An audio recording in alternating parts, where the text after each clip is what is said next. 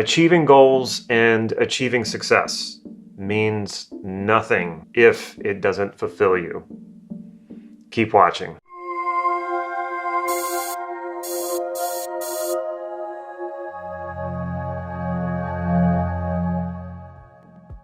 This is Life Mastery Gym. I'm Damon, and I teach people just like you cutting-edge NLP processes and techniques so that you can master your life and take charge of your destiny. So if that sounds good, make sure you click that subscribe button right down here so you can get these videos on a regular basis. In this video, I'm going to be throwing a lot at you. This is a big process that I have simplified.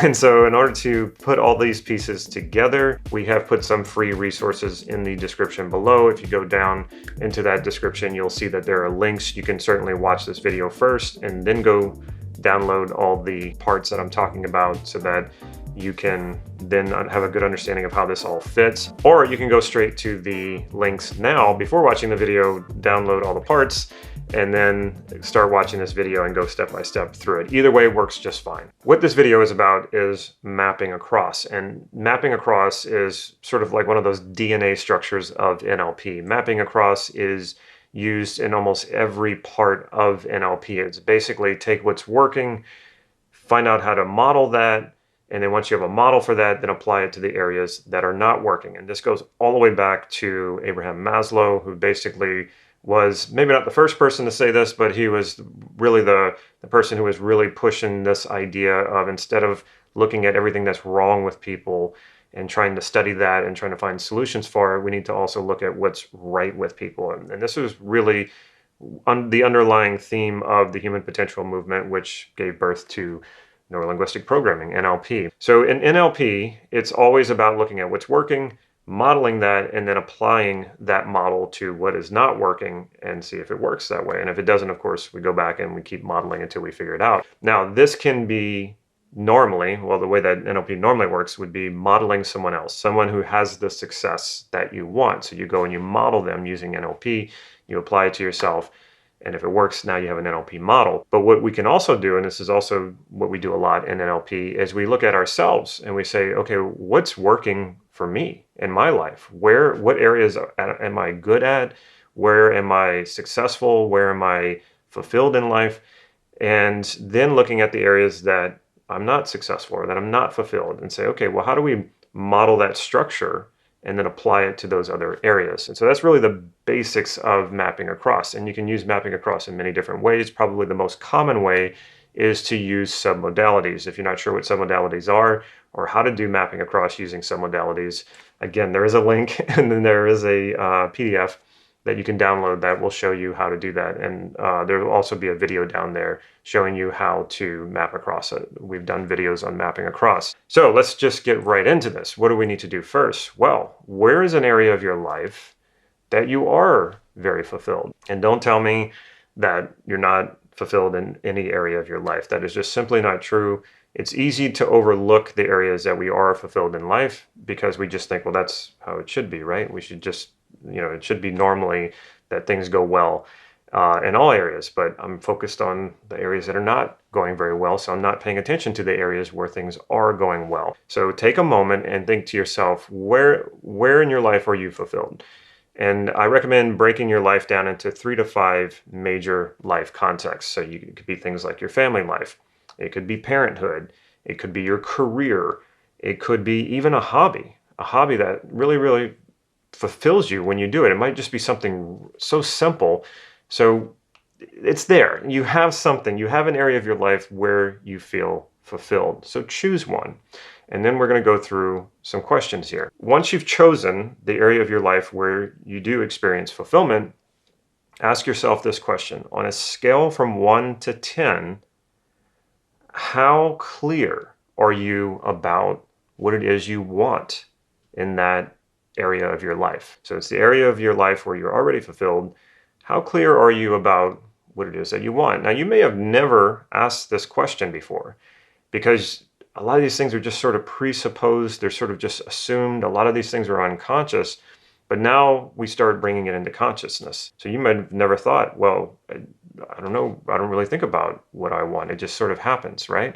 Well, no, it doesn't just sort of happen. There is a structure there. So we want to find out what that structure is. So on a scale from 1 to 10, how clear are you about what it is you want in this area of your life? So if maybe I choose the area of life of my career, am I very clear about what it is that I want? Now, if I'm very successful in my career or I'm very fulfilled in my career, how on a scale from 1 to 10, how clear am I about what it is I want in this context? And again, it could be anything. It could be a hobby, it could be parenthood, it could be your relationship, any of those things. Next question is, do you have an overall vision of what it is that you want in this area of your life? So we're still talking about the area that you're very fulfilled with. Do you have an overall vision? What is an overall vision? Well, a vision is not very clear necessarily. It's definitely not very detailed. It's just sort of an overall direction that you want to go, or you want to take this area of your life. So if it's my career and I'm already very fulfilled with my career, and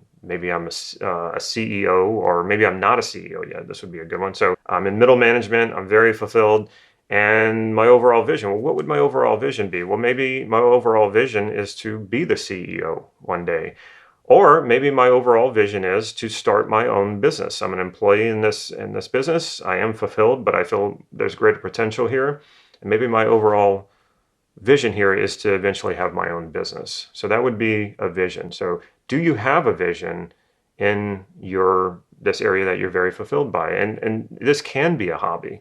You know, if your hobby is Brazilian Jiu-Jitsu, you might say, well, my overall vision is to teach someday. I want to actually teach. And your overall vision might be to be a black belt if you're not a black belt. That's a little more detailed. That's more like a goal. But a vision, again, is not so detailed, and it's more about a direction. Do you have a direction for this area of your life? The next question is, do you have an effective strategy for what it is that you're getting in this area of your life that you're very fulfilled? And again, I would use a scale of 1 to 10. On a scale from 1 to 10, how effective is my strategy for for getting what I want out of this area of my life? Now, no strategy is 100% all the time. So it's not going to probably be a 10, but it might be like an 8. You know, and this strategy is effective 80% of the time.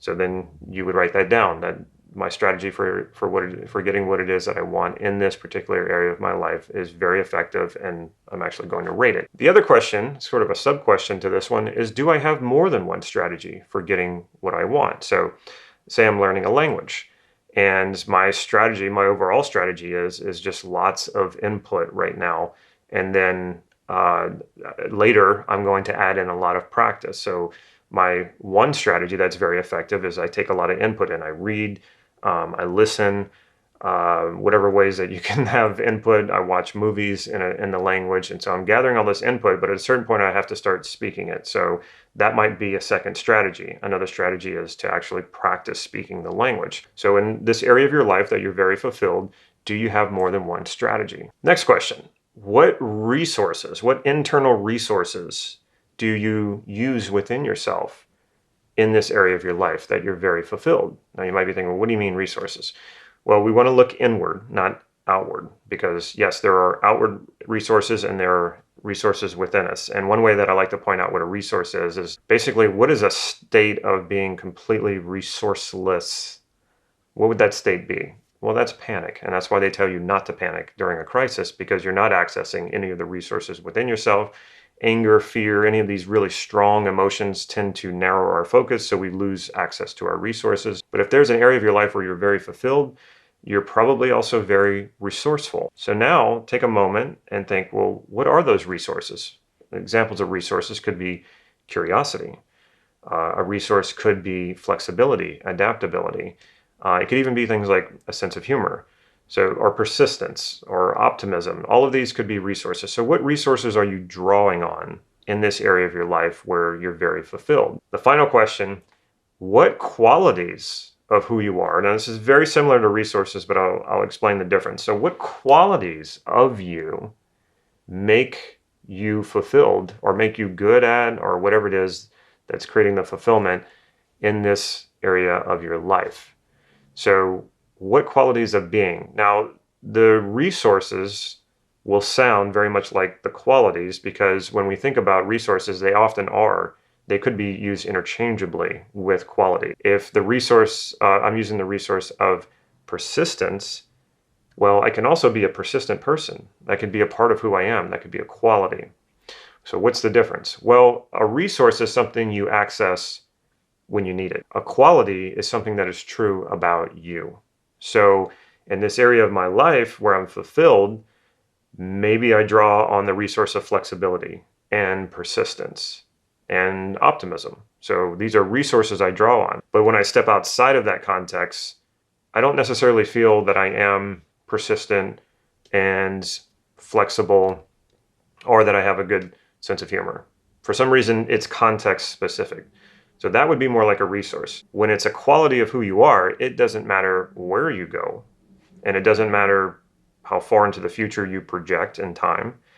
Your sense about it is that you are this. This is who you are. I am a persistent person. I am a flexible person. I am a funny person. I have a good sense of humor. So quality is about who you are. Resource is about something you access within yourself at a given time in a particular context. What you're going to do next is take that area of your life where you're not fulfilled, which probably means you're not successful at it, or you're just not getting what you want out of this area of your life, and repeat all the same questions, all the questions that I just had you go through, which again is in the description below, because you might go, oh, well, what are those questions again? Well, you can rewind this video. Or of course, you can just go and get the document where all of this is listed. Ask all of these questions, especially what resources would you need, or what resources are missing. So the questions are going to be slightly different. So when we get to resources and qualities, you're going to ask yourself in the area that you're not very fulfilled with, what resources are missing? Or what qualities are missing from within myself that if I had them, then I would have greater fulfillment in this area. You will likely be writing all of this stuff down. I don't know how you keep track of it if you did not. So once you do, and you put these side by side, basically you have two maps. You have a map for fulfillment. You have a map of lack of fulfillment. So when you put them side by side, it should be very, very clear what's missing. So if you were very clear in the area of your life where you're very fulfilled, if you're very clear about what you want, and then you see in the area of your life that where you're unfulfilled, that you're not very clear about what you want, that is a very good clue about how to get what you want. So what do you do if that's what it is? A value solicitation. And again, it's linked in the description below.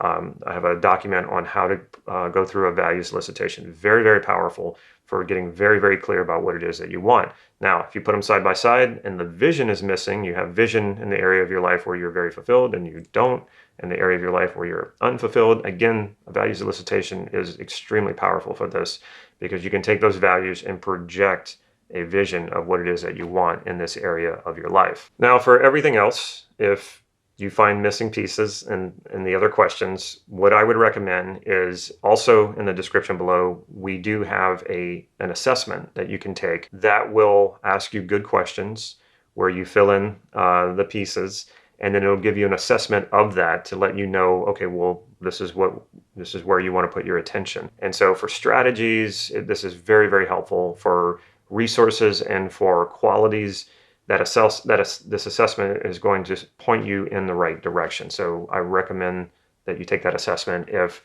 you're finding that when you put these two maps side by side, that there are some missing pieces in the area of qualities and resources. So this process might take you a few minutes, maybe even an hour, but it's so worth it, because what you're going to find is like all these clues and this structure of what creates fulfillment for you. And then you can take that and basically map across to the area of your life where you're not fulfilled. You fill in those elements. You take that, you restructure the area of your life where you're not fulfilled, using the clues that you found in the area of your life where you are very fulfilled. And this is a map across. And this is one of the greatest things that NLP has come up with, or I shouldn't say that NLP has come up with, the people who created NLP came up with. This is just such a useful tool that you can find useful in pretty much every problem you're trying to solve, every goal that you're trying to create. And here's the thing, there is no point to setting goals and achieving and succeeding